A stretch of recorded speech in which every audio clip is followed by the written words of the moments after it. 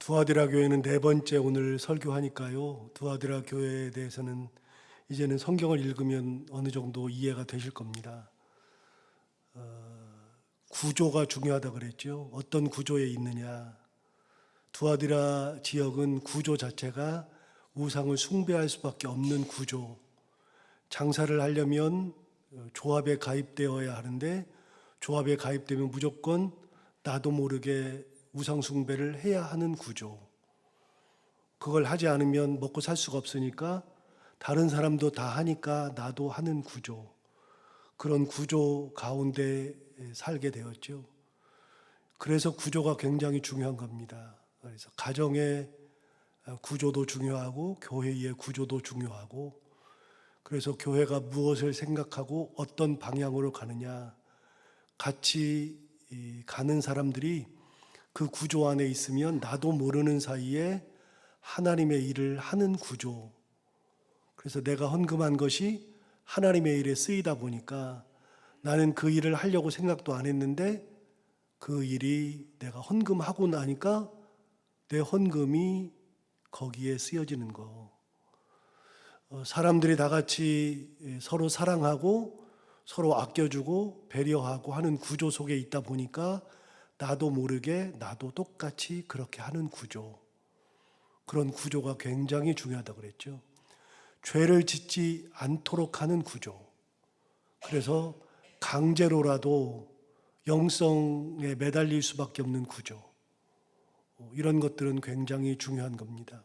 그래서 그거를 흔히 말하면 분위기라고 이야기하죠. 교회의 분위기가 어떠냐 이런 거를 이야기하게 되죠. 그런데 그 구조가 두아디라 교회는 죄를 짓고 우상을 숭배할 수 없는 구조 속에 있었는데, 그래서 대부분의 사람들이 우상 숭배하는 그런 삶을 사는데 그 중에서도 하나님의 뜻 가운데 사랑과 믿음 지키고 섬기고 인내하는 사람들이 있더라.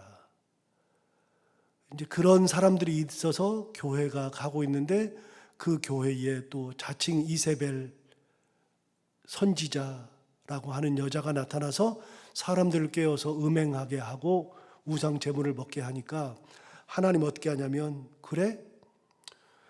그래도 회개해. 기회를 주었는데 회개하지 않으니까 그를 침상에 던진다 그랬죠. 침상에 던지는 거는 너 음행해? 그럼 너 평생 음행하고 살아. 그렇게 살아. 아니면 너 평생 아파서 일어나지 말고 아예 침상에서 살아. 하나님 그렇게 하시죠.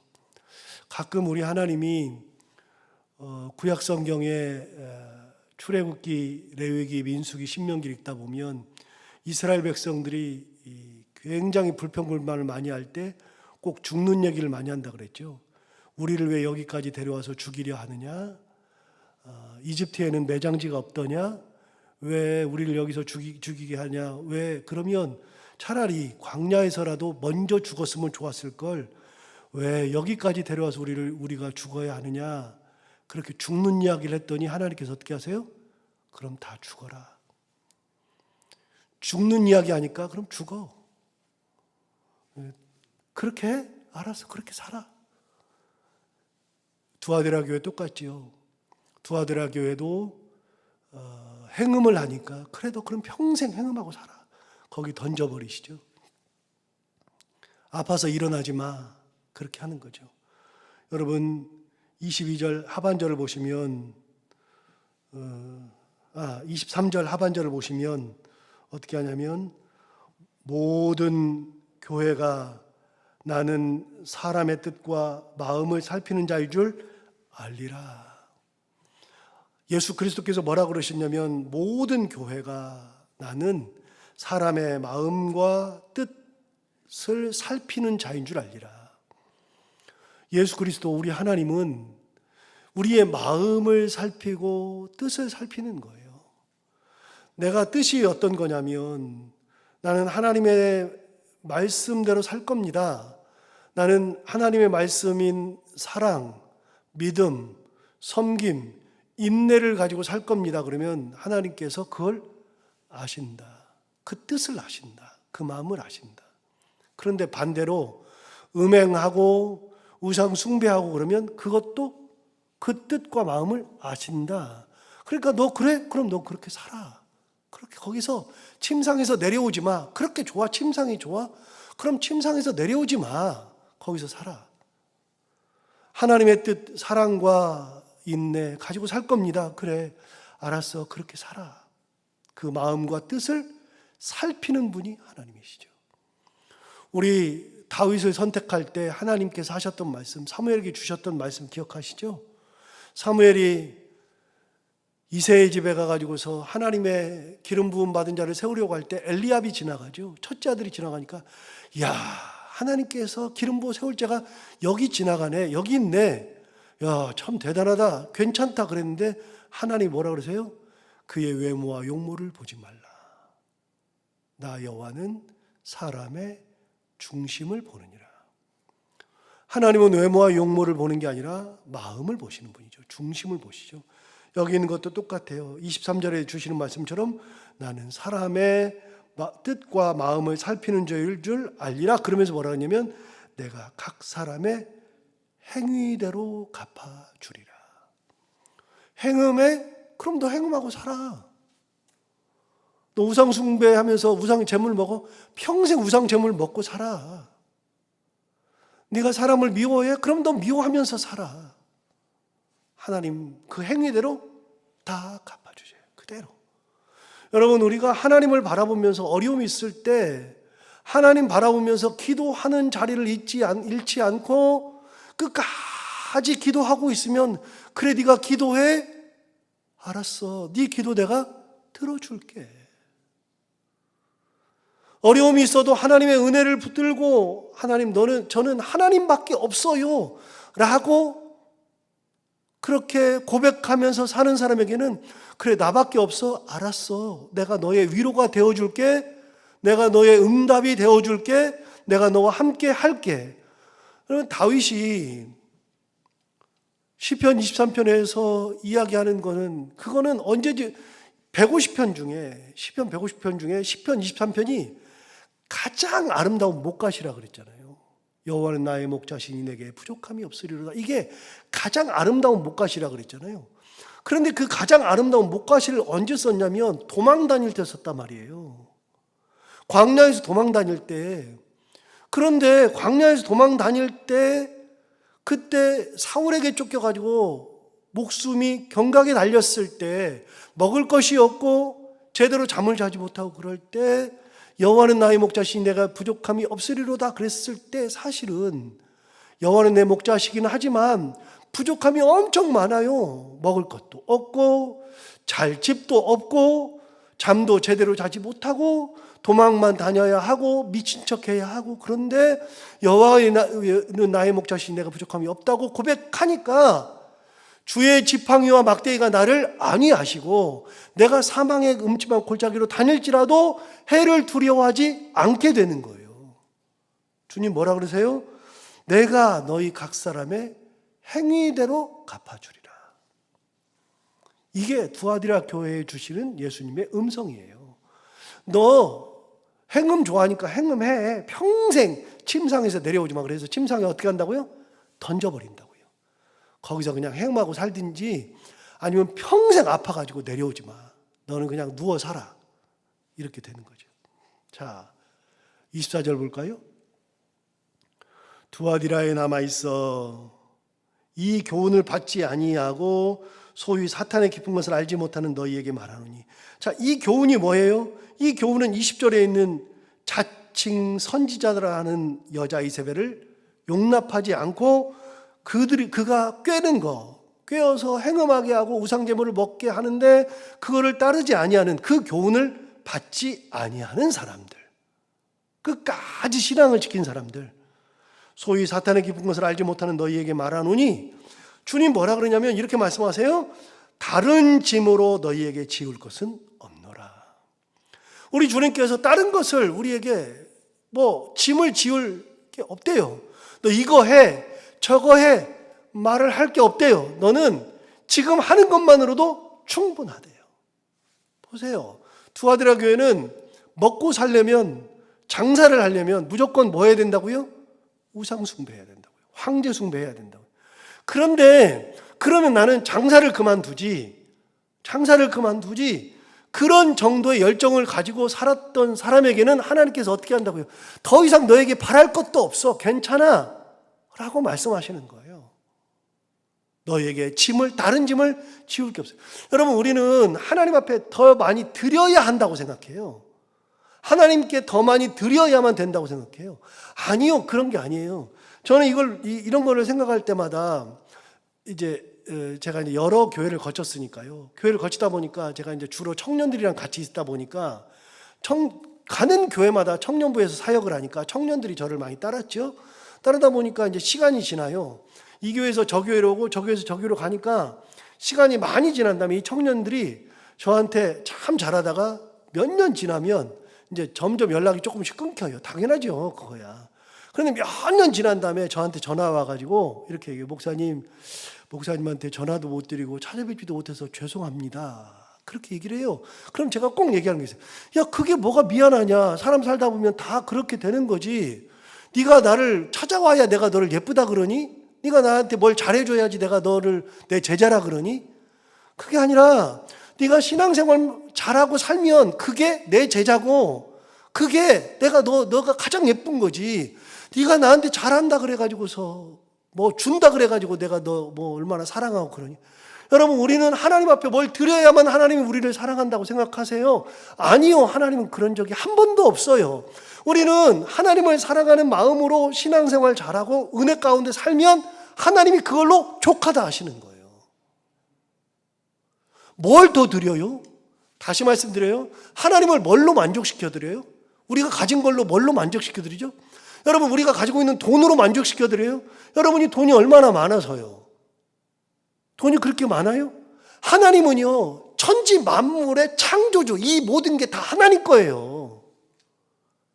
하나님이 주셔서 내가 그나마 내 재산도 가지고 있고 집도 좀 있고 돈도 조금 있고 그런 거지. 하나님이 걷어가시면 끝이. 내가 가진 것도 하나님 거. 여러분, 11조라고 하는 개념이 뭐라 그랬죠? 11조의 개념이 11조는 10분의 1은 하나님 거, 10분의 9는 내 것이 아니라 하나님이 10분의 10을 다 주셨는데 그 중에서 10분의 1만 바쳐도 돼. 10분의 9는 네가 쓰도록 해줄게. 그게 11조예요. 10분의 9는 내 거고 10분의 1은 하나님 게 아니에요. 다 하나님 거예요. 그 중에서 10분의 1만 구별해서 드려도 하나님께서 그래, 그 정도만 해도 너는 잘하는 거야 말씀하시는 게 11조죠. 여러분, 10분의 9가 내 거예요. 10분의 10 전부 다 하나님이 주신 거예요. 하나님 거예요. 그래서 여러분, 건강이 내 거예요. 건강은 하나님이 주신 거지. 주셨는데 이 건강 가지고서 내가 하나님을 위해서 쓸 때 그래, 잘해. 그리고서 그 건강 가지고서 돈도 벌고 여행도 다니고 친구도 만나고 맛있는 것도 먹고 그렇게 사는 거예요. 하나님 그렇게 하시라고 하신 거예요. 내가 준 거지만 네가 그걸 가지고 잘 살아, 이렇게 된 거죠. 그리고 그 건강 가지고 어떻게 하라고요? 하나님 위해서 충성하라고요. 10분의 1은 하나님께 드려야죠. 기본적으로 다 하나님 거예요. 전부 다 하나님께 아닌 게 없어요. 전부 다 그 하나님 거 전부 다인데 그 중에 구별해서 드리는 거예요. 여러분, 우리가 이 땅 살아가면서 뭘 다 드려요? 10분의 10을 어떻게 다 드려요? 여러분, 10분의 10을 어떻게 다 줘요? 그걸 주면 하나님 또 만족해요? 하나님 우리가 주시는 돈 요만큼 줘봐야 이 세상이 다 하나님 건데 하나님이 만족해요? 하나님은 그런 걸로 만족하지 않아요. 돈으로 만족하지 않아요. 우리 지식으로 만족하지 않아요. 우리 열정으로도 만족하지 않아요. 하나님은 아무 걸로도 만족하지 않아요. 뭘 드린다고 만족하시는 게 아니라요. 하나님, 내가 하나님을 사랑하고 은혜 가운데 살고 말씀 붙들고 사는 거, 그 세상 속에서 그냥 발버둥 치면서 먹고 살려고 노력하는 거, 그런 가운데서 하나님을 사랑하는 마음을 받으시는 거지. 그래서 아까 얘기했잖아요. 나는 사람의 뜻과 마음을 살피는 자인 줄 알리라. 그런 분이 하나님이셔요. 그래서 두아디라 교회 성도들에게 너희들이 나한테 바치니까 내가 행복하다, 너희들이 나한테 가져오니까 내가 만족한다가 아니라 그 교훈을 따르지 않는 너희들에게는 너희들에게 지을 다른 짐이 아예 없다. 아예 없어. 잘하고 있다. 그 교훈을 듣지 않고 우상의 제물을 먹지 않고 행음하지 않는 것만으로도 잘하는 거다. 여러분은 충분히 잘하고 있어요. 제가 생각할 때 충분히 잘하고 있어요.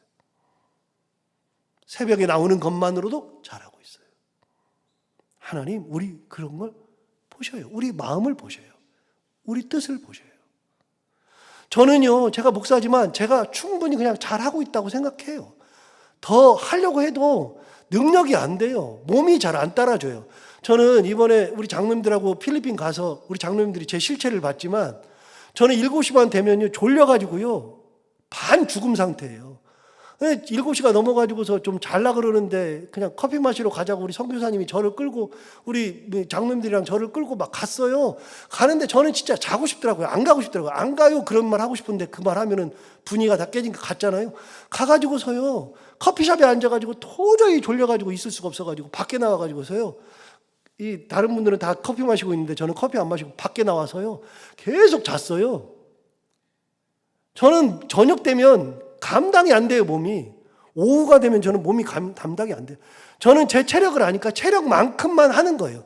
더 이상을 해봐야 안 돼요. 그래서 제가 저녁에는 여러분들을 만나지도 않지만 저녁에 제가 돌아다니는 거 봤어요?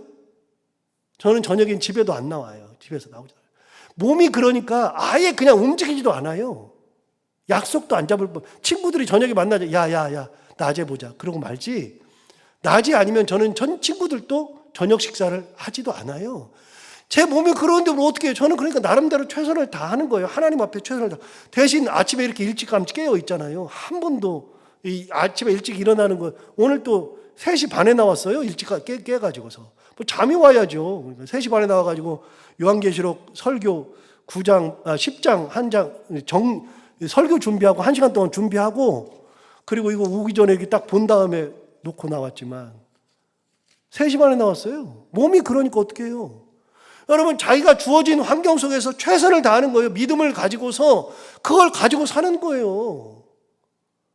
우리는 다 충분히 최선을 다하고 잘하고 있어요. 그렇게 생각하고 사세요. 괜찮아요. 그게 뭐 교만도 아니고요. 할 수 있는 한 최선을 다하는 거지 뭐 어떻게 해요. 안 되는 걸 어떻게 해요. 안 되는 걸 가지고 발버둥 칠 필요가 없어요. 내 몸이 안 되는 걸, 내 돈이 안 되는 걸, 내 시간이 안 되는 걸, 내 열정이 안 되는 걸 어떻게 해요. 거기까지밖에 안 되는 거를 그것만 해서도 하는 것도 잘하는 거예요. 24절 보세요. 예수님 이렇게 말씀하세요.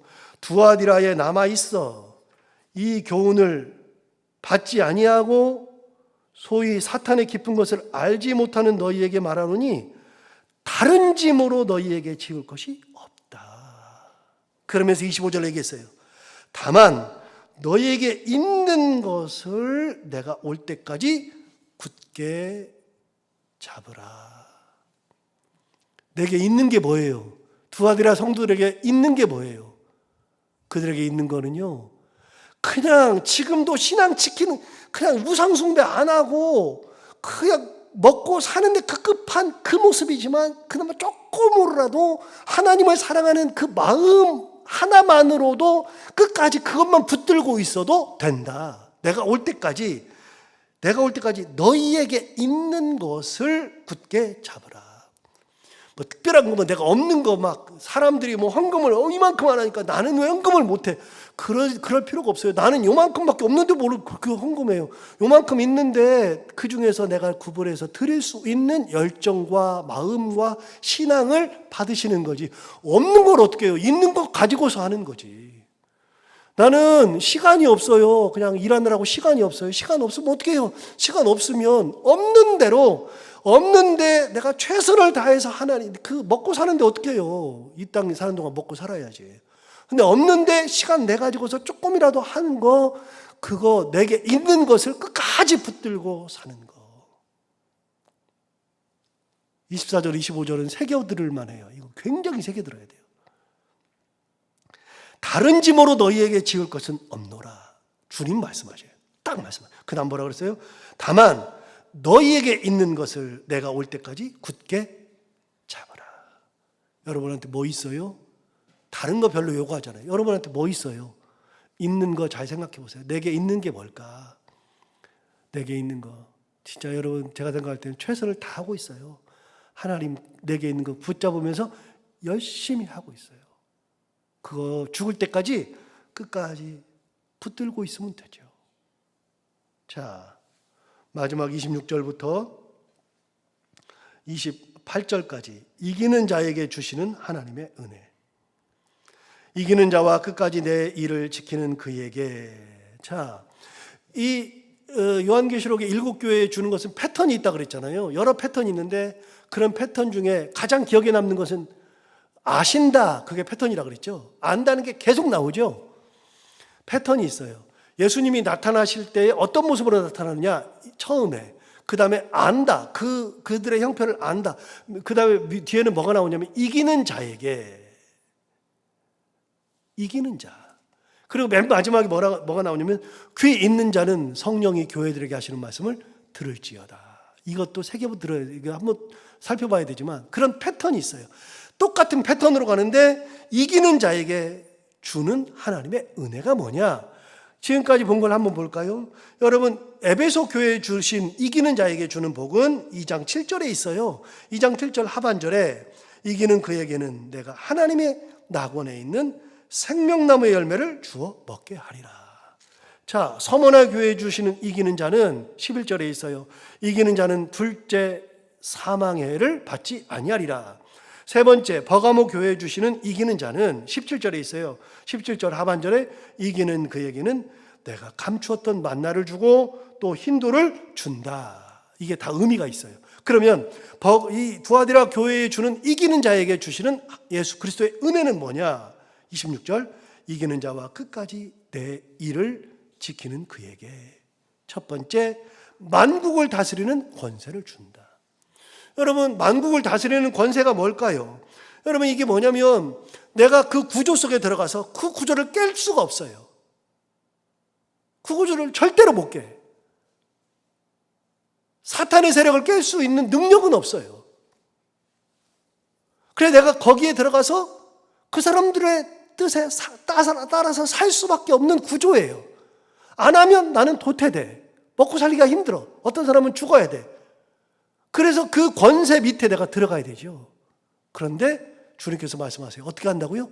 이제는 네가 만국을 다스리게 해주겠다. 다스리게.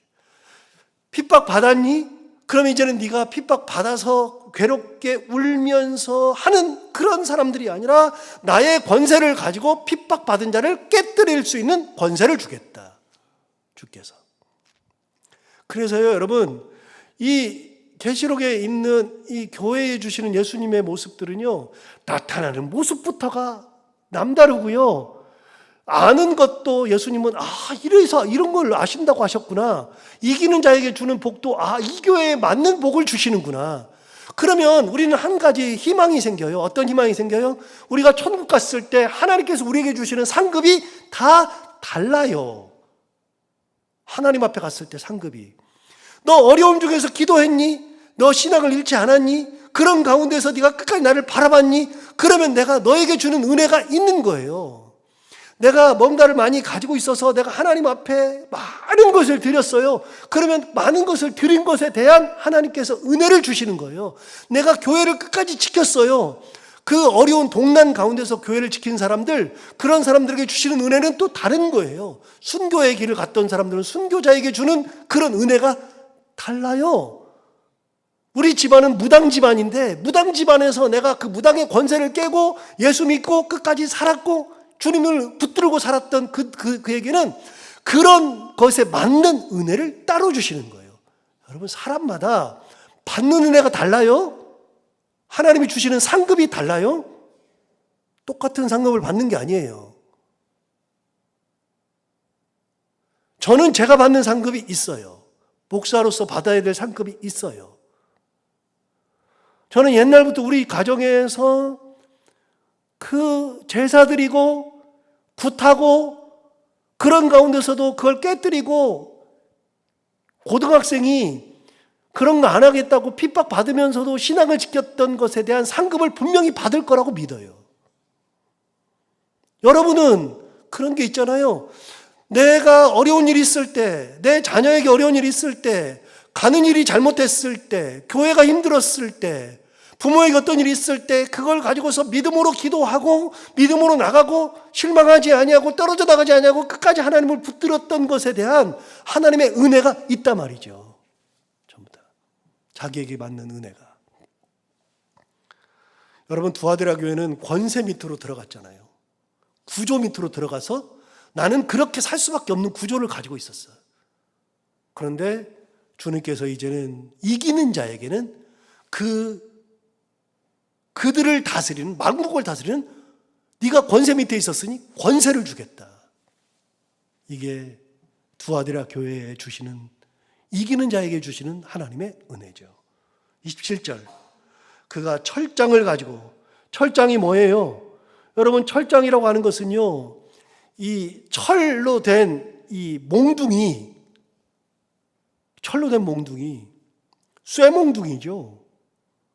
아니면 이 철로 된 어떤 긴 막대 같은 거, 이 철장을 가지고 쇠로 된 거. 여러분, 이 철장하면 생각나는 게 누구냐면 이방원과 정몽주 아닙니까?